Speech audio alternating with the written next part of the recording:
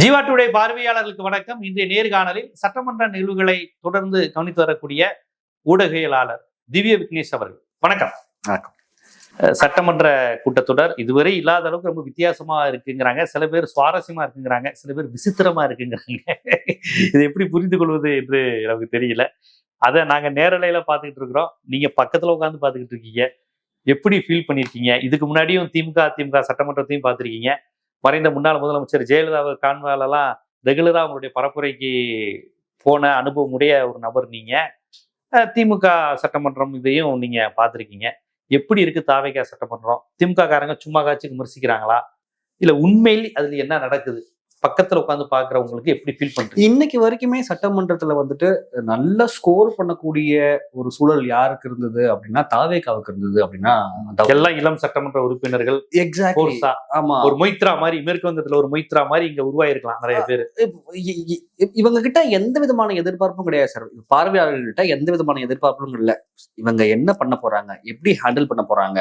And moreover ரொம்ப ஆரம்பத்திலேயே இவங்க புதுசா வந்திருக்காங்க, இவங்க கிட்ட பெருசாலாம் எதையும் எதிர்பார்க்க கூடாது அப்படிங்கிற பிரிவிலேஜ் அவங்களுக்கு இருந்தது. எல்லாருமே இப்பதானப்பா வந்திருக்காங்க, இவங்களால நீங்க பெரிய ஆட்கள், சின்ன பசங்கப்பா, விடுங்கப்பா. இந்த ஒரு என்ன சொல்றது, அவங்களுக்கு ஒரு ஒரு மக்களே அவங்களுக்கு ஒரு சலுகையை கொடுக்குறாங்க, ஒரு கேடயத்தை கொடுக்குறாங்க. உண்மை. சோ அதெல்லாம் இருந்தது. இந்த பக்கம் திமுக அது அவங்களோட ஹோம் கிரவுண்ட் இருந்து எதிர்கட்சியா அவங்க ரொம்ப பெட்டரா செயல்படுவாங்க. அண்ட் மோரோவர் இது ஒரு முக்கியமான ஒரு பயிற்சி களம் யாருக்கு அப்படின்னா எல்ஓபியா இருக்கக்கூடிய உதயநிதி ஸ்டாலின் அவர்களுக்கு. ஏன் அப்படின்னா முக்கிய ஆளுமைகள் பக்கத்துல இல்ல, துரைமுருகன் மாதிரி ஆட்களோ, முன்னாள் முதலமைச்சர் இல்ல, ஸ்டாலின் அவர்கள் இல்ல. சோ இவரு தான் இப்ப எல்ஓபி. சோ இவரும் தன்னை நிலைநிறுத்தி கொள்ள வேண்டிய ஒரு ப்ரூவ் பண்ண வேண்டிய ஒரு சூழல் எல்லாமே இருக்கு. சோ இப்படிப்பட்டதான் ஒரு களமா தான் சட்டமன்றம் கூடுது இருக்கு.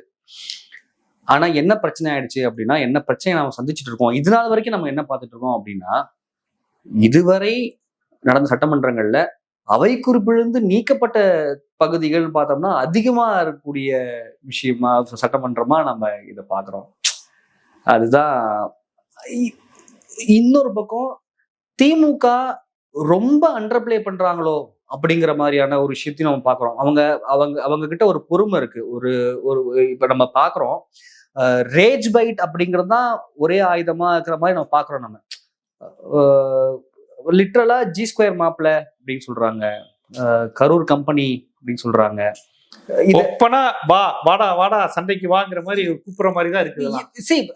நம்ம சரி, முதல் முறையா சட்டமன்றத்துக்கு வராங்க இவங்க ஃபர்ஸ்ட் டைம் என்டர் ஆறாங்க. இவங்களுடைய ஆடியன்ஸ் இவங்க ரசிகர்கள் தானே. சோ இவங்களை சாட்டிஸ்ஃபை பண்றதுக்கான ஒரு சூழலா மாத்திட்டாங்களோ அப்படிங்கிற ஐயப்பாடு நம்ம அந்த ஆங்கிள் நம்ம பார்க்க வேண்டியதா இருக்கு. ஆனா இதை எதிர்கொள்றதுக்கு திமுக ரொம்ப சிரமப்படுறாங்களோ அப்படிங்கிறதையும் நம்ம பார்க்க வேண்டியிருக்கு. ஏன்னா இவங்களுடைய தரத்துக்கு அவங்களும் போகணுங்கிறீங்களா? இப்ப நான் கவனித்தவரை தங்கம் தென்னரசு அவர் ரொம்ப கண்ணியமானவர். நமக்கு தனிப்பட்ட முறையிலயும் தெரிஞ்சவர். பேட்டியில் எடுக்கும்போது அவர் அவ்வளவு தானவர், கட்சிக்கு அப்பாற்பட்டு எல்லா கட்சி பத்திரிகையாளரும் மரியாதையா பழகுவர். எனக்கு தெரிஞ்ச அவர் அதிமுகவினரை கூட கடுமையா பேச மாட்டார், எதிர்த்தரப்பினரை கூட அவங்க சொல்லி இருக்கிறார்கள், அப்படிதான் பேசக்கூடியவர். நேற்று அவர் கேட்கிறாரு, அப்ப லாட்ரிக்கு வந்துச்சுன்னு சொல்லவாங்கிறாரு. அதாவது அப்பேற்பட்ட மனிதர் அவர், ஒரு கண்ணியமான ஒரு மனிதர், அடிப்படையில படித்தவர். அவரை இப்படி ஒரு லாங்குவேஜ்ல பேச வச்சிருக்காங்க. நீங்க இந்த இதைத்தான் அவங்க எதிர்பார்க்காங்க. பேசு நீ அந்த ரேஞ்சுக்கு வா, நார்மலைஸ் பண்ணு, தப்பான விஷயத்த நார்மலைஸ் பண்ணுங்கிறாங்க. அந்த ரேஞ்சுக்கு இறங்கி பேசணும் அப்படிங்கிற மாதிரியான இதுவும் சரியா இருக்குமா? இல்ல, இப்போ அவங்களுக்கு இப்ப இருக்கக்கூடிய அமைச்சர்கள் மரியா வில்சனா இருக்கட்டும், இல்ல கீர்த்தனா அவர்களா இருக்கட்டும், இல்ல ஆனந்தா இருக்கட்டும், இவங்க எல்லாத்துக்கும் ஒரு அடிப்படையில ஒரு நர்வஸ்னஸ் இருக்கு, படிக்கிறதுல ஒரு சிரமப்பாடு இருக்கு, வார்த்தைகள் கடினமா இருக்கு. ஏன்னா இந்த மொழி எல்லாம் திராவிட அரசியல் கொண்டு வந்தது. 1967 அண்ணா கொண்டு வந்த மாற்றங்கள். சபாநாயகர் அப்படிங்கிற வார்த்தையை அவைத்தலைவரா மாத்துறதுல இருந்து சின்ன சின்ன நுணுக்கமான இந்த மாதிரி நுணுக்கமான பல்வேறு மாற்றங்கள் இருக்கு. கலை சொற்கள் கடினமா இருக்கலாம் அவங்களுக்கு. ஏன்னா அவங்க எல்லாம் ரசிகமன்றத்துல இருந்து வந்தவங்க, ரசிகமன்றமா இருந்து கலை செயல்பாடுகளுக்கு சட்டமன்றம் அரசு அப்படிங்கும் போது அவங்களுக்கு புதுசவங்க. அதெல்லாம் நம்மளால புரிஞ்சிக்க முடியுது. அவங்களுக்கு சிரமங்கள் இருக்கலாம். ஆனா குறைந்தபட்சமாக அதே ரசிகர் மன்ற மனப்பான்மையோடு அவங்க சட்டமன்றத்தையும் அணுகுறாங்களா, இல்ல யாரையாவது சாட்டிஸ்ஃபை பண்றதுக்காக அவங்க அவங்களுடைய கருத்துக்களை முன்வைக்கிறாங்களா, தங்களை ப்ரூவ் பண்றதுக்கு நிலைநிறுத்திக்கிறதுக்கு பண்றாங்களா அப்படிங்கிற கேள்வி வருது. ஆனாலுமே கூட இந்த பக்கத்துல இருந்து திராவிட முன்னேற்ற கழகமா இருக்கட்டும், பாமகவா இருக்கட்டும், அதிமுகவா இருக்கட்டும், தேமுதிகவா இருக்கட்டும், இவங்கெல்லாம் வந்துட்டு பார்த்தோம்னா அவங்களுடைய கருத்துக்களை ரொம்ப ஆணித்தனமா தரவுகள் அடிப்படையில ஃபேக்ட்ஸா கேள்விகளா முன்வைக்கிறாங்க. ஆனா அன்பார்ச்சுனேட்லி அதற்கான எந்த நேரடி பதிலும் இது வரைக்கும் நம்ம வந்துட்டு டிரைவ் பண்ணவே இல்லை, எழுதவே இல்லை. நம்ம அந்த மாதிரி ஒரு கண்டென்ட்டே நம்ம பார்க்கல. நீங்க சட்டமன்றம் ஆரம்பிச்ச நாள்ல இருந்து இன்னைக்கு வரைக்கும் பாருங்களேன், 110ல வந்த அறிவிப்புகள், இந்த கேஸ் சிலிண்டரா இருக்கட்டும், இல்ல பரந்தூர் விமான நிலையம் இதா இருக்கட்டும், இல்லையா இந்த இலவச பஸ், பெண்களுக்கான இலவச பேருந்து இதா இருக்கட்டும், இதை தாண்டி ஒரு இந்த கேள்விக்கு இந்த பதில் கிடைச்சிருக்கு, இந்த கொள்கை முடிவுக்கு இந்த மறுப்பு இருந்திருக்கு அப்படிங்கிறதே இல்லாம இருக்கு. குற்றச்சாட்டுகள் நிரம்பி வழியுது. இன்ஃபேக்ட் என்ன ஆயிடுச்சுன்னா, எதிர்கட்சிகள் ஆளும் கட்சிகள் மீது குற்றச்சாட்டணும். ஆனா ஆளும் கட்சியானது எதிர்கட்சிய வந்து குற்றச்சாட்டு நீங்க தான் பொறுப்பு இந்த இடத்துல நீங்க ஒரு பேட்டர்ன் கவனிக்கணும். கடந்த 10 ஆண்டுகளுக்கு மேலாக மத்தியில இதே சூழல் தான் நம்ம பார்த்துட்டு இருக்கோம். பாஜக எதுக்கு, அதாவது அவங்க தான் ஆட்சியில் இருப்பாங்க, ஆனா காங்கிரஸ் தான் எல்லாத்துக்கும் காரணம், நேரு தான் எல்லாத்துக்கும் காரணம். ஏறத்தாழ அதே சூழ்நிலையை நம்ம வந்து இந்த பக்கம் பாக்குறத மாதிரியான ஒரு பாக்குறோம் நம்ம. அது எவ்வளவு ஆரோக்கியமான விஷயம் நமக்கு தெரியல. இது இந்த நிலையிலேயே தடுத்து நிறுத்தப்பட்டு இது சரியான டைரக்ஷன்ல கொண்டு போகணும். இதுக்கு வந்துட்டு அவைத்தலைவர் ரொம்ப முக்கியமான பொறுப்பா. இன்ஃபேக்ட் இந்த ஹோல் செஷன்ல வந்துட்டு இது வரைக்கும் நடந்த செஷன்ல அவைத்தலைவருடைய செயல்பாடு வந்துட்டு உண்மையிலேயே வந்துட்டு ரொம்ப ஆக்கப்பூர்வமா, இதுக்கு முன்னாடி சபாநாயகர் அவைத்தலைவர்கள் இருந்திருக்காங்க. ஜெயஸ்ரீ பிரபாகர் வந்து இந்த இந்த அசம்பிளி வந்து ரொம்ப எக்ஸலண்டா அவர் ஹேண்டில் பண்ணியிருக்காரு. அது வந்து மாற்று கருத்து கிடையாது. எக்ஸாக்ட்லி, ஆமா, ரொம்ப சிறப்பா அவர் ஹேண்டில் பண்ணியிருக்காரு. அது மாற்று கருத்தே கிடையாது. அவருடைய சீனியாரிட்டி என்ன ஒவ்வொருத்தருக்கும் தெரியும். இந்த பக்கமும் அவர் ஆளுக்கு தெரியும், அந்த பக்கமும் ஆள் தெரியும். இவங்களை 3 கட்சியிலேயே அவங்க ஆளுக்கு தெரியும். எம்ஜிஆர் இருந்தவங்க, எம்ஜிஆர் இருந்தவங்க திமுக வந்தவங்க, திமுக இருந்து அதிமுக போனவங்க, அதிமுக இருந்து தாவேகா வந்தவங்க. எப்படி பார்த்தாலும் எல்லாரும் அவருக்கு நண்பர்களா தான் இருப்பாங்க. ரொம்ப குறிப்பா நீ தாவேகா உறுப்பினர் பேசுறாங்க, இல்ல அமைச்சர் பேசுறாங்கன்னா எந்த அளவு எந்த மாத்திரையில அவங்க நிப்பாட்டணும் அப்படிங்கிறது அவருக்கு தெரிஞ்சிருக்கு. இன்ஃபேக்ட் லாஸ்ட் செஷன்ல அவர் சொல்லியே முடிச்சாரு, இந்த மாதிரி ஆதாரம் இல்லாத கருத்துக்களை பதிவு செய்யறதுக்கு முற்பட்டு அதை ஒரு விவாதமா மாத்தாதீங்க, அது அவையினுடைய நேரத்தை வீணடிக்குதுங்கிற மாதிரியான விஷயத்துக்கு கருத்தை பதிவு பண்ணியிருந்தாரு. நான் இந்த விஷயத்தை இப்ப சொல்லி ஆகணும். இந்த ஹோல் அசம்பிளியில வந்து சர்ப்ரைஸ் எலமெண்ட்ஸ் அப்படின்னு பார்த்தோம்னா, பாமகவினுடைய சௌமியா முதன்முறை சட்டமன்றத்துக்கு வராங்க. எக்ஸாக்ட்லி. இந்த பக்கம் தாவேகால இருந்து நிறைய முதல் முறை சட்டமன்றம் வந்திருக்காங்க. இந்த பக்கம் வந்துட்டு தேமுதிகால இருந்து பிரேமலதா விஜயகாந்த் அவர்கள் வந்திருக்காங்க, சௌமியா அன்புமணி வந்திருக்காங்க. ட்ரஸ்மி இவங்க சௌமியா அன்புமணியினுடைய சட்டமன்ற உரையாடல் என்பது அத்தனை சிறப்பான விஷயங்களை பதிவு செஞ்சிருக்கு. என்எல்சி போராட்டம் ஆகட்டும், நீர்நிலைகளை பாதுகாக்கிறதாகட்டும், இல்ல இந்த சட்டமன்ற உறுப்பினர்களுக்கு வழங்கப்பட்ட கார்களை வந்துட்டு வேணான்னு சொன்னதாகட்டும், இது மாதிரி நிறைய விஷயங்களை வந்துட்டு அவங்க முன் வச்சிருந்தாங்க. It was surprise element. In fact Premalatha Vijayakanth அவர்களும் நல்லா ஸ்கோர் பண்ணியிருந்தாங்க இந்த இதுவரைக்கும் நடந்த சட்டசபையில். ஆனா அவங்க நிதி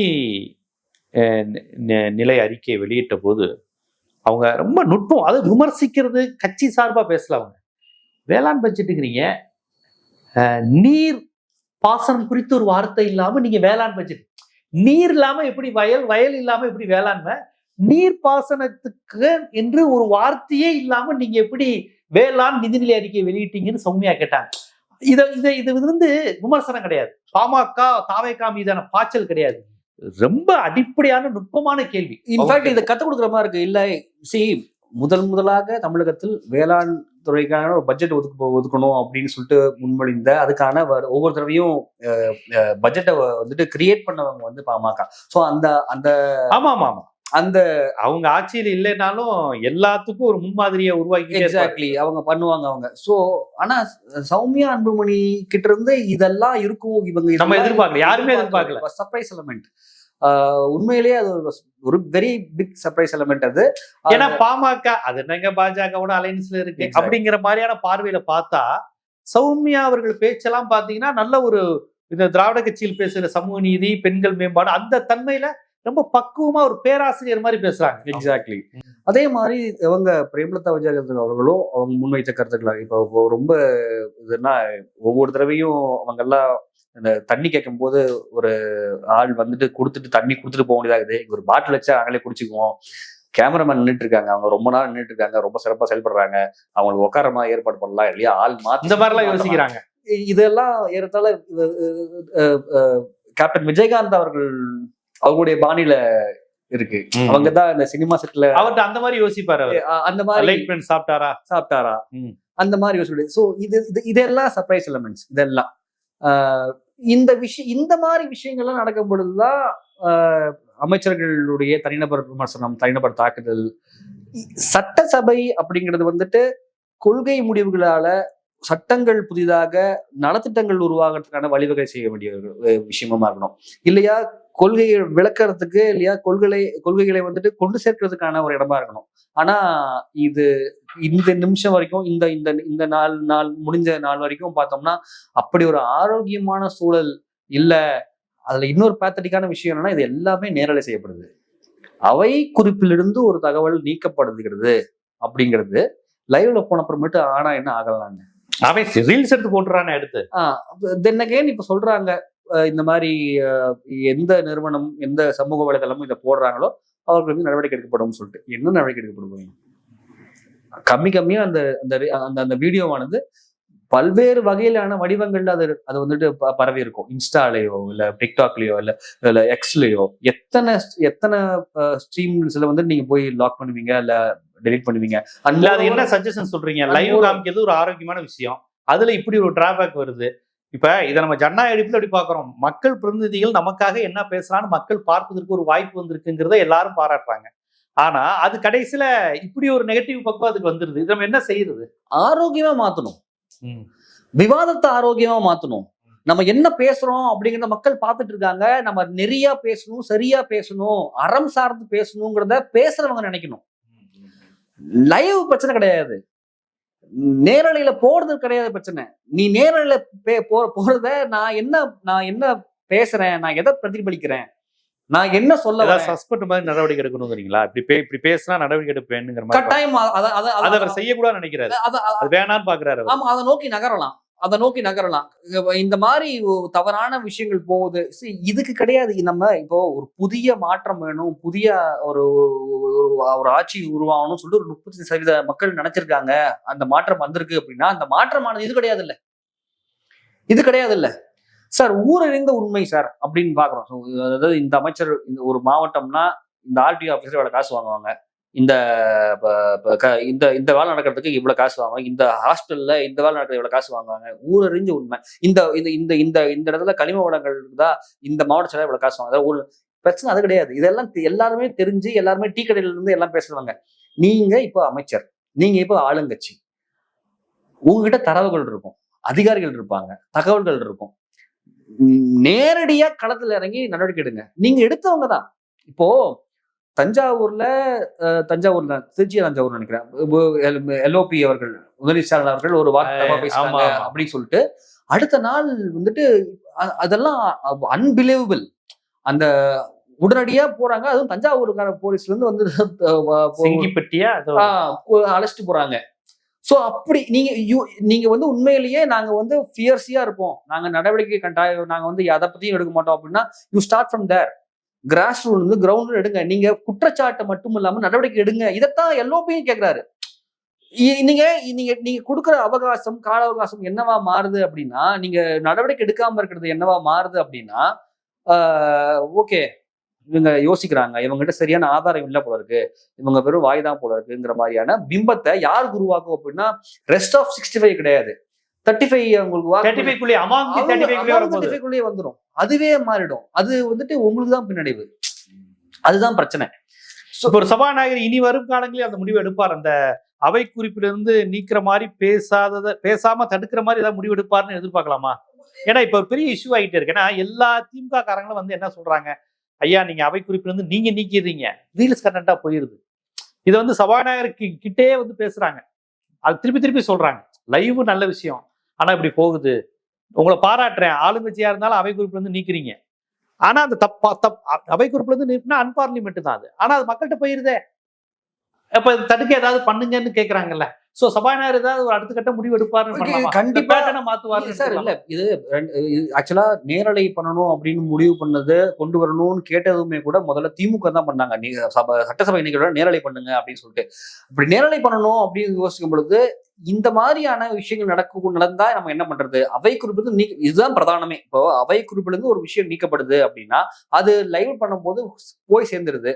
அப்போ நம்ம என்ன பண்றது அப்படின்னு யோசிக்கும் பொழுதுதான் வந்துட்டு என்ன பண்ணாங்க, அப்பப்போ இன்டரப்ட் ஆகும். நீங்க ஒரு நீங்க லாஸ்ட் டென்யூர் பாத்தீங்கன்னா அசம்பிளி நடந்துட்டே இருக்கும், திடீர்னு கட் ஆகும், திடீர்னு ஆன் ஆகும், சில நேரங்கள்ல வந்து மியூட் ஆயிடும். இந்த மாதிரியான விஷயம் டெக்னிக்கல் கிளிச் எல்லாம் கிடையாது. எந்த இடத்துல எதெல்லாம் அனுமதிக்கப்படலாம், இதை இங்க ஒரு சிக்கலாகும், இங்க வேணாம் அப்படிங்கிற மாதிரியான ஒரு ஒரு ஒரு ஒரு பிரைமரி சென்சார்ஷிப் மாதிரி நடந்துச்சு. அது அன்பார்ச்சுனேட்லி அது முழுமையான ஒரு லைவா இல்லாம இருந்தது. பிரச்சனை இதுதான், முழுசா லைவ் பண்ணா இந்த மாதிரி சிக்கல் வரும்னு அவங்களுக்கு தெரியும். ஸோ இதன் காரணமாக தான் அவங்க தவிர்த்துக்கிட்டாங்க. இதுக்கு தீர்வு என்ன அப்படின்னா, தீர்வு இருக்கு. சரியான விஷயங்களை அங்க பதிவு பண்ணணும், சரியான முறையில அதுக்கு நம்ம பதிவு பண்ணணும், அதுக்கு சரியானவங்க நம்ம மாறியே ஆகணும். இல்ல எனக்கு ஒரு யூனிக் ஸ்டைல் இருக்கு, இல்ல அதுக்கு கிடையாது நாம தேர்ந்தெடுத்தது உங்களை, இல்ல எனக்கு இப்படிதான் வரும், நீங்க தயாராகுங்க. முதலமைச்சர் உங்களுக்கு கார் வழங்குறாரு, உங்களுக்கு தேவையான எல்லா வசதியும் பண்ணி கொடுக்குறாரு அப்படின்னா எதுக்காக அப்படின்னா மக்களுக்காக. நீங்க தயாராகுங்க. அவை குறிப்புல நீக்கிற அளவுக்கு நம்ம நீக்கிற மாதிரி நம்ம பேசணும்னா அது அவமானம் அப்படின்னு நம்ம உணரணும். கண்டிப்பா. ஏன்னா அது மக்கள் பிரச்சனையும் கூட. சும்மா மக்களை தப்பா, இளைஞர்கள் மத்தியில தப்பா போயிடக்கூடாது, அதுல தப்பான செய்தி. நீங்க உண்மைதான். ரொம்ப அதாவது சட்டசபை நிகழ்வுகளை பார்க்கக்கூடியவருடைய பார்வையாளருடைய எண்ணிக்கை பெருகி இருக்கு. அப்படிங்கும்போது உங்களுக்கு பொறுப்பும் ஜாஸ்தி ஆகுது. நீங்க அவை குறிப்புல இருந்து நீக்கிற மாதிரி நம்ம பேசிட்டோம் அப்படின்னா அது அவமானமா கருதணும். அது அப்படி அதாவது நீக்கிக்கிங்க அப்படின்னு சொல்லிட்டு நீங்க கண்டினியூ பண்றது இருக்கு இல்லைங்களா, அது ரொம்ப தவறான விஷயம். பார்லிமெண்டரி பிஹேவியர்னு சொல்றாங்க இல்லையா, ஒரு I need and parliamentary behaviour. So அதை நோக்கி அதுக்கு தயாராகுங்க. முதல்ல அதுக்கு தயாராகுங்க. அப்படி தயாராகும் போது அது உங்களுக்கு அறம் கத்து தரும், பேசுறது கத்து தரும், மக்களை வந்துட்டு இன்னும் அணுகிறதுக்கான சரியான ஒரு மொழியையும் வழியையும் உங்களுக்கு கொடுக்கணும் அப்படின்னு நான் கண்டிப்பா.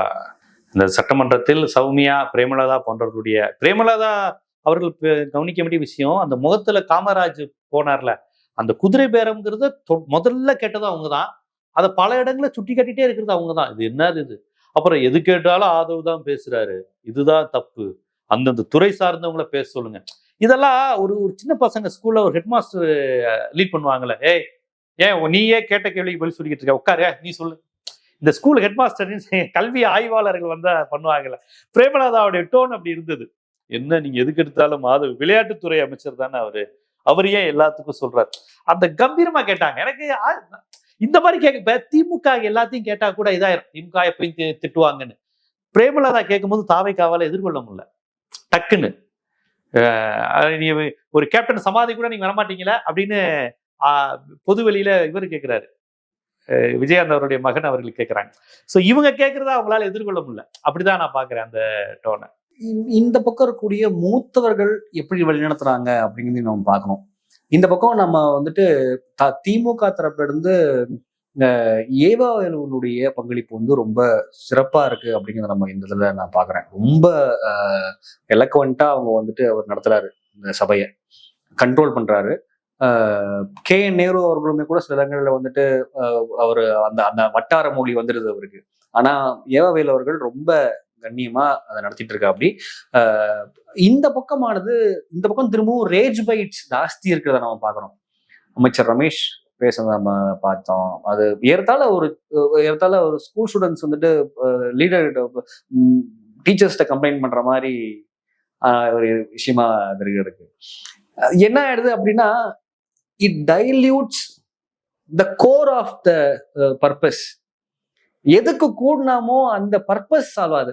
இந்த ஆட்சியினுடைய முதல் பட்ஜெட் தாக்கல் செய்யப்பட்டிருக்கு. மானிய கோரிக்கை மீதான விவாதம் நடக்குது. ஒவ்வொரு துறைக்கும் ஒதுக்கப்பட்ட நிதி எவ்வளவு என்னவா இருக்கு, அதை ஒட்டின விவாதங்கள் இருக்கிறது தான் அந்த மானிய கோரிக்கை மீதான விவாதம். அதுதான் நடந்திருக்கா அப்படின்னா அது வந்துட்டு நடக்கவே இல்லை இல்லையா? நடக்கிறது ரொம்ப கொலாப்ஸா நடந்துட்டு இருக்குது. ஏன்னா ஒவ்வொரு மானிய கோரிக்கை விவாதம் பொழுதும் எதிர்த்தரப்பினர் சொல்லக்கூடிய முதல் விஷயமே என்ன அப்படின்னா, ராத்திரி 10 மணிக்கு வருதுங்க மானிய கோரிக்கை காப்பீஸ், இத்தனை மணிக்கு வருதுங்க, 10 மணிக்கு ஆரம்பிச்சுன்னா எப்பங்க படிக்கிறது?